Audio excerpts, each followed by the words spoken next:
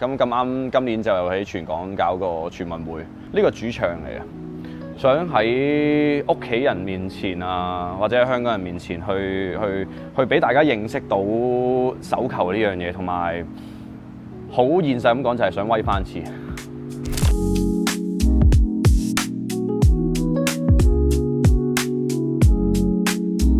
Hello， 大家好，我係阿斌，我係而家香港男子手球隊嘅副隊長。我而家教緊幾間學校嘅，咁分別有林大輝中學啦，同埋拔萃男書院同拔萃女書院3間嘅。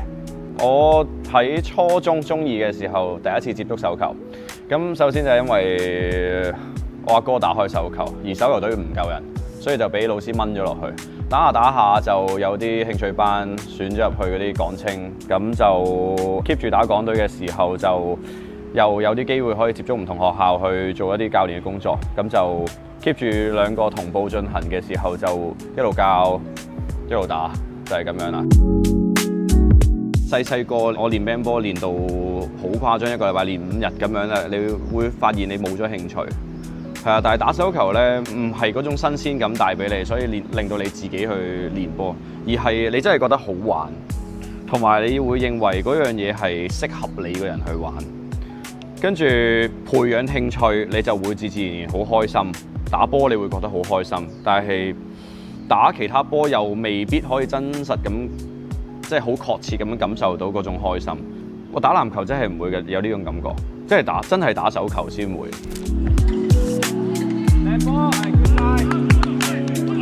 首先咧，我係性別歧視，我係一定歧視男仔嘅，我一定係會大力咁樣鬧爆啲男仔。但係女仔我係容忍度好高啊，但係亦都係男同女嘅最大嘅分別就係男仔佢哋係主項係手球，所以佢哋接受程度應該係要比女仔高嘅。同埋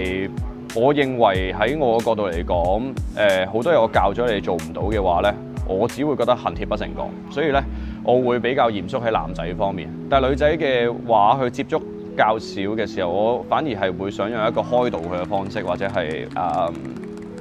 令佢有興趣嘅方式，令佢繼續打落去。所以係好想佢哋培養到打手球呢個興趣。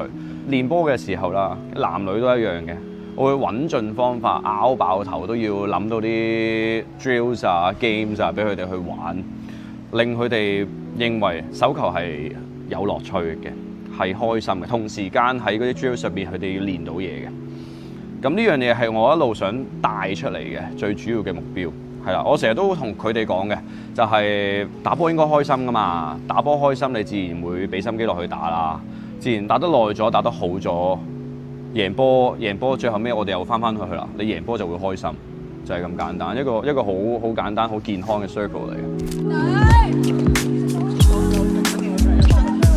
有陣時我覺得鬧唔係最好嘅辦法咯，同埋你鬧佢，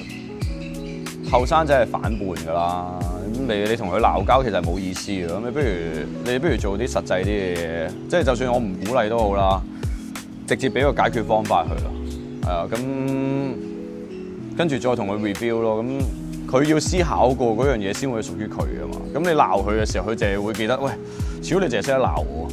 你講我啲咩啫咁樣。但係可能我鬧完佢，我講咗啲嘢，佢就會唔記得㗎咯。係啊，咁火遮眼係咁樣嘅，所以我自己都係有試過呢類型嘅時間啦，係啊。例如咧，你打波嘅時候真係好簡單嘅啫。你有啲嘢係唔中意啊，你就好敏，你就會即刻想發泄出嚟。但係當你如果作為一個教練嘅時候咧，你係會壓抑翻自己。哦，你呢下其實係要冷靜翻，你反而要管理翻你運動員嘅情緒。係啊，或者你嘅運動員嘅嗰啲情緒，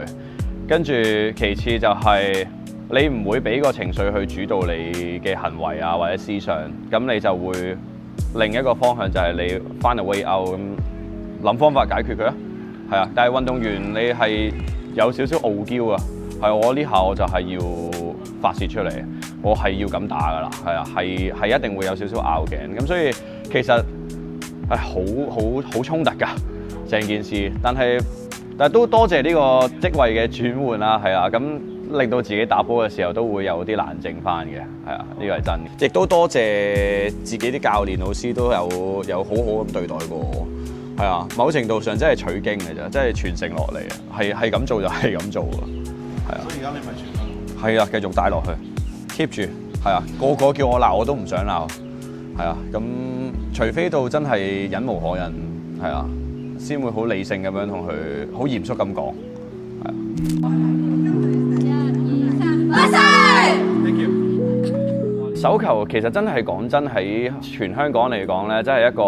我自己認為係 underrated 嘅運動嚟嘅，因為手球係好好玩啊，好高接觸性啦，你需要好多唔同嘅技巧或者係體格去打呢樣嘢。咁但係好多人就專注喺一啲唔同嘅大波，例如足球、籃球方面。咁但係我自己作為教練，我都好想推廣呢樣嘢。咁啱今年就喺全港搞個全運會，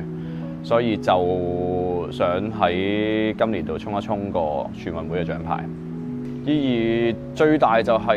第一樣嘢係同班自己嘅老死打咗10幾年波一齊打波嘅老死去贏一個屬於自己嘅獎牌啦。咁同埋其次就係呢個主場嚟嘅，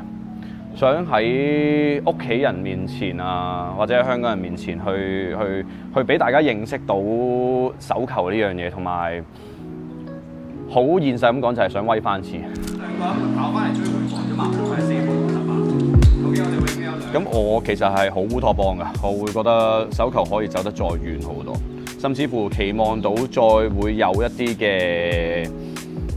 球員啦，可以成為第一個旅外嘅球員啦，去出邊見識帶翻嚟。例如好似阿 Freddie 啊，或者我哋之前而家香港隊教練阿許文邦咁樣啦，佢哋係去咗外國度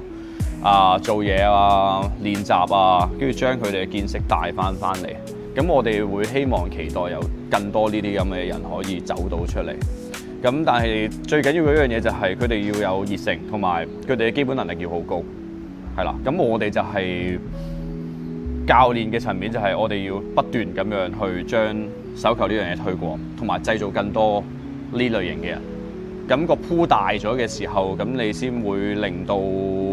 手球嘅發展走得更加遠。咁當然啦，咁如果我哋啱啱都講到話，如果衝到獎牌嘅話，其實如果按計分制，我哋可以